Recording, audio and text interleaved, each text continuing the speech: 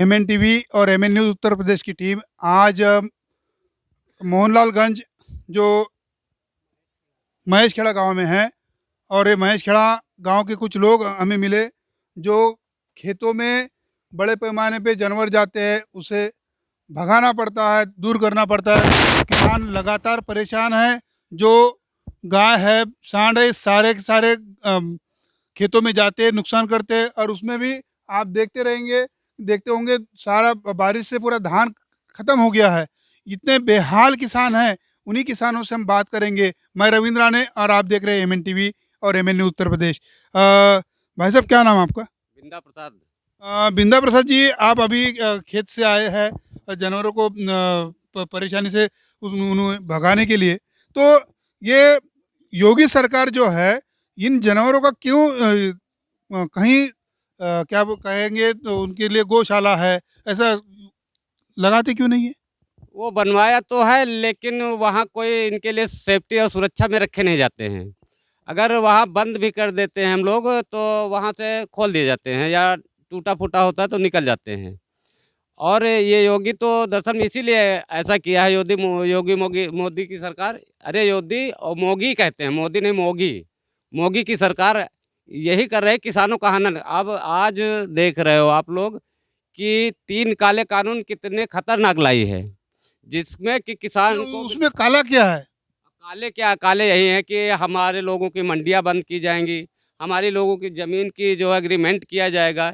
यही सारे काले कानून हैं कि किसान के सारे अधिकार नियम को ख़त्म करके किसानों से सब कुछ छीन लिया जाए। और ये जानवर क्यों छुट्टा छोड़ रहे हैं, वो देखो भाई साहब, वो देखो वहाँ बीच दिखाई देता। वो देखो खा रहे हैं। अभी हम लोग खेत के आए, लेकिन फिर वहाँ आ गए हैं तो खेतों में नष्ट हुआ, और बरसात हुई, सब धान देखिए कितना जो है डूब गया है किसानों का। नहीं नहीं, वैसे किसानों को क्या नुकसान होने वाला है किसान कानून की वजह से? कानून के वजह से यही नुकसान होने वाला कि हमारे सारे संवैधानिक अधिकार छीन लिए जाएंगे, ज़मीन हमारी छीन ली जाएगी। हम आप फसल पैदा करेंगे, जो हम पैदा करते हैं वो फसल अपने यानी अपने मनचाहे कीमत से बेच नहीं पाएंगे। यही सारे काले कानून। अभी जो आंदोलन चल रहा है, पिछले 9-10 महीने से आंदोलन चल रहा है, मीडिया में बहुत बड़ी बात चली थी कि ये किसान आंदोलन को पाकिस्तान से मदद मिलता है, ये खालिस्तानी है, आतंकवादी लोग हैं। क्या ये सच है? ये कौन कहता है? हमको तो कहीं से 10 पैसे का मदद नहीं मिल रहा, तो हम तो भूखों मर रहे हैं। हमारे यहाँ शुद्ध अपने बच्चों को खाना नहीं खिला पा रहे हैं, पढ़ाई नहीं करा पा रहे हैं, तो हमको कहाँ मिल रहा किसानों को? और ये भी कहा था कि किसान जीन्स पैंट पहनता है, पिज़्ज़ा खाता है, उनको क्या ज़रूरत है? अच्छा, क्योंकि मतलब अगर कभी खा भी लिया, कभी मनचला खा भी लिया, अगर किसान ही सब कुछ पैदा करता है और किसान ही ना अगर हो, तो वो क्या खाएंगे बताइए? खाते तो हैं किसान का ही पैदा किया हुआ। जो इस सरकार में, शासन में, सत्ता में बैठे हुए हैं, ये मनोवादी लोगों की सरकार है। ये सब आरोप लगाती, बल्कि सब उन्हीं के लोग ऐसा कर रहे हैं। उन्हीं के लोग ऐसा कर रहे हैं। उन्हीं के लोग ऐसा कर रहे हैं और सब किसान के ऊपर आरोप लगा रहे हैं कि पाकिस्तानी है, खालिस्तानी, जबकि ऐसा कुछ नहीं है। तो किसान कानून का विरोध करते हैं या समर्थन करते हैं आप? किसका? किसान कानून का हम लोग विरोध करते हैं, पुरजोर विरोध करते हैं, चाहे हम लोगों को शहीद होना पड़ जाए। मगर पिछले 9-10 महीने से आंदोलन चल रहा है, सरकार बिल्कुल सुन नहीं रही है, बिल्कुल अनदेखा किया है। तो इसका क्या मतलब है? इसका अभी चुनाव है 2022 में, हाँ, इसका फिर भी इसका यही मतलब है कि अब हमारे लोगों की वोट की जरूरत नहीं है उसको। हम लोगन की जौन वोट होती है वही का जरूरत नहीं है, वही किसान वही सरकार का नहीं। वही का तो मशीन जौन लावा है, यह मशीन पैदा कर रहे के जौन है, वह देवी देवता सब वही के मशीन है। मशीन के द्वारा उनके सरकार बन रही है। जैसा आपके यहाँ ट्रैक्टर है, वो भी एक मशीन है। तो तो फिर एक ट्रैक्टर है, एक भी मशीन, वो ईवीएम भी एक मशीन है। हाँ, तो ईवीएम वो मशीन, ट्रैक्टर दूसरी मशीन है। इससे हम जुताई कर रहे हैं, देख रहे हैं हमारा कितना गहराई जोत रहा है और कितना कम जुत रहा है, कितना ज़्यादा जुत रहा है, कितना हमारा डीजल लग रहा है। लेकिन वह जो मशीन है, वही मशीन में हम यो नहीं देख पा रहे हैं, बटन दबाएं तो हमारी वोट कहाँ चली गई, जो हमका बिल्कुल नहीं दिखाई पड़ती है। बिल्कुल वही में जो ना धांधली हुई रही।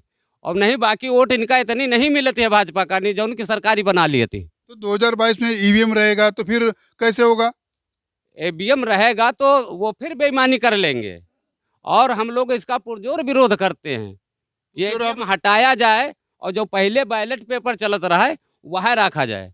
तो फिर इसका विरोध करते, आप अकेले विरोध कर रहे हो, बाकी लोग तो विरोध नहीं करते नहीं, हैं। काफी लोग पूरे देश मानी काफी लोग ईवीएम का विरोध कर रहे हैं।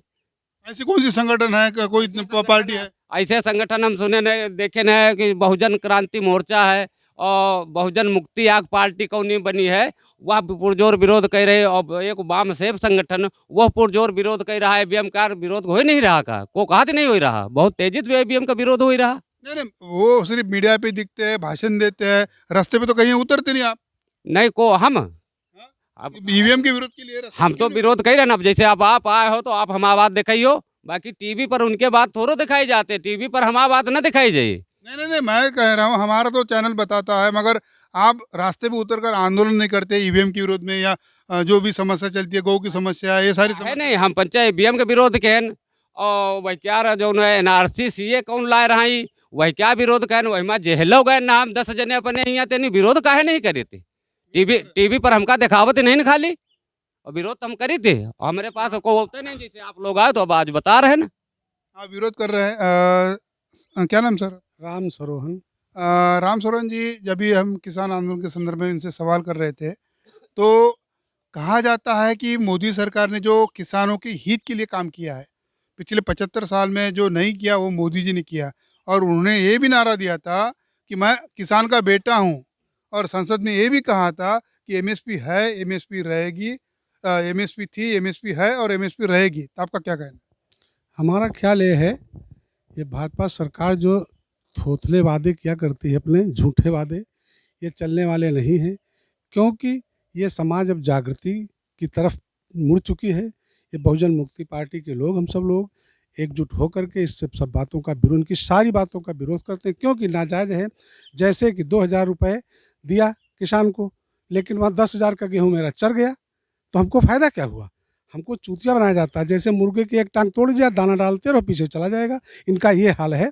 इसी तरह सारे काम जिनके हैं ये होते हैं, इसमें कोई दम नहीं है, लेकिन जनता को गुमराह करके अपना पूरा कार्यक्रम करते रह चले आए हैं। लेकिन आज ये जनता जागृति पे पहुंच गई है, जो सब कुछ समझने लगी है, सच क्या है, झूठ क्या है, और जनता के समझ में आ गया है।